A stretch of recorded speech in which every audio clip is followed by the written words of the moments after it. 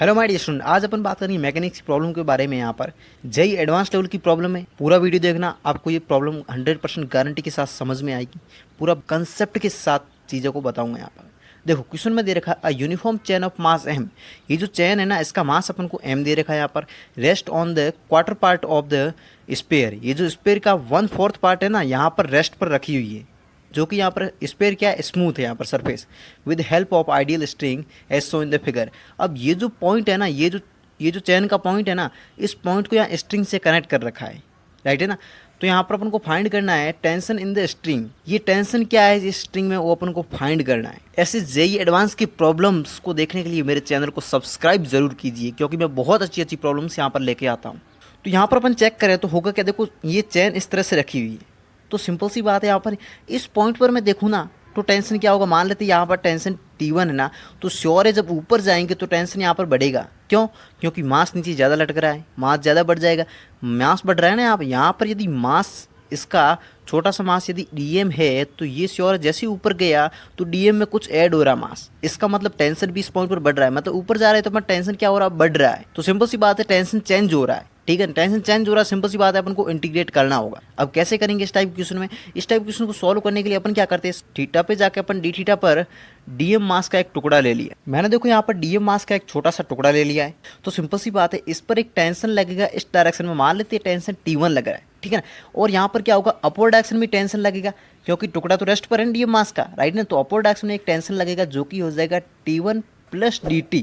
अभी dt plus क्यों हुआ, क्योंकि सिंपल सी बात है, देखो नीचे की और नीचे जो चैन, इसके नीचे क्या है, चैन ही तो है।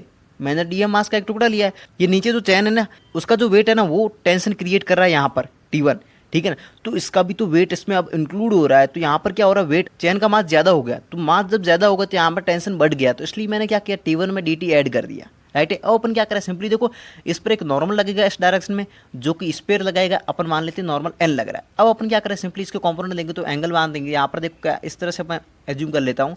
तो देखो सिंपल सी बात है, यहाँ पर होगा क्या एक्चुअली में, ये तो डी थीटा बहुत ज़्यादा स्मॉल है, ठीक है। तो यहाँ पर क्या होगा, ये थीटा है ना एंगल, तो ये जेड बन रहा है, इस तरह से जेड बन रहा है, ठीक है। ये डी थीटा बहुत ज़्यादा स्मॉल है, आप इसमें कंफ्यूज मत होना, ठीक है ना। ये देखो इस तरह से जेड बन रहा है, तो सिंपल सी बात है, मेरा ये वाला एंगल भी क्या रहेगा, थीटा रहेगा, राइट है। ये एंगल थीटा रह गया मेरा, ठीक है। इसका वेट नीचे की ओर आएगा, एक यहाँ पर इसका वेट नीचे की ओर आएगा DMG। तो ये वाला एंगल थीटा है, तो ये वाला मेरा एंगल थीटा हो गया। अब सिंपली क्या हुआ, ये वेट, अभी वेट है ना, इसका अपन कंपोनेंट लेते, एक कंपोनेंट ले लेते, मैं इस डायरेक्शन में आएगा, ये वाला एंगल थीटा है, तो ये वाला क्या हो जाएगा मेरा 90 माइनस का थीटा। तो वापस ये वाला एंगल मेरा थीटा हो जाएगा, राइट है। जब ये एंगल 90 माइनस थीटा, तो ये थीटा है, तो इसका कंपोनेंट DMG का इस साइड क्या आएगा, DMG कॉस थीटा, क्योंकि थीटा की डायरेक्शन में, ऑपोजिट डायरेक्शन में है, तो सिंपली इस साइड आ जाएगा मेरा DMG साइन थीटा, राइट है। अब देखो सिंपली कौन कौन से फोर्सेस लग रहे हैं, देखो ये वेट का एक कंपोनेंट आया था इस साइड क्या आया था, DMG कॉस थीटा, ठीक है ना। और यहाँ पर टेंशन इस साइड लग रहा है T1।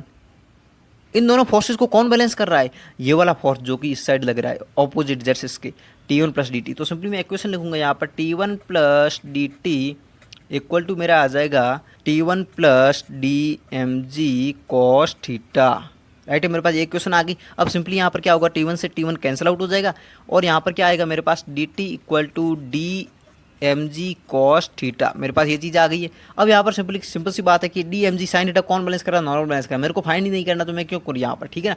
अब मेरे को क्या करना है, टेंशन फाइंड करना है। तो मैं सिंपली क्या करूँ, देखो, तो सिंपली मैं क्या करूँ, इंटीग्रेट कहाँ से कहाँ तक करना है, मेरे को इंटीग्रेट करना है, क्योंकि देखो चैन यहाँ से लेके यहाँ तक है, ठीक है। तो मेरे देखो, मैंने यहाँ से स्टार्ट किया थीटा पे जाके डी थीटा, तो यहाँ इस साइड जा रहा हूँ, तो मेरा ये एंगल क्या है, 0 डिग्री एक्स एक्सिस से। उसके बाद ये एंगल कितना हो जाएगा, टोटल π/2 90 डिग्री बन रहा है। तो मैं सिंपली इंटीग्रेट करूँगा 0 से π/2, राइट है। तो मैं इंटीग्रेट कर रहा हूँ 0 से π/2, टेंशन क्या होगा मेरा। अब देखो, मैंने जो छोटा सा मास का टुकड़ा लिया था ना, डीएम की वैल्यू मेरे को फाइंड करनी है। अब कैसे करेंगे, देखो सिंपल सी बात है, ये जो चैन है ना, यदि पूरी सर्कल पर होती तो उसकी लेंथ कितनी होती, 2πr। लेकिन ये तो पूरे सर्कल पर नहीं है, 1/4 पार्ट पर है, तो इसको भी अपन क्या करेंगे, 1/4 कर देंगे। तो इतनी डिस्टेंस पर m मास फैला हुआ है, तो पर यूनिट लेंथ मास कितना हो गया, m अपॉन आ जाएगा ये 2πr/4, राइट है। तो मेरे पास यहाँ पर क्या हुआ, डी थीटा है, तो इसकी लेंथ क्या होगी, L बराबर r थीटा। तो यहाँ पर हो जाएगा r d थीटा।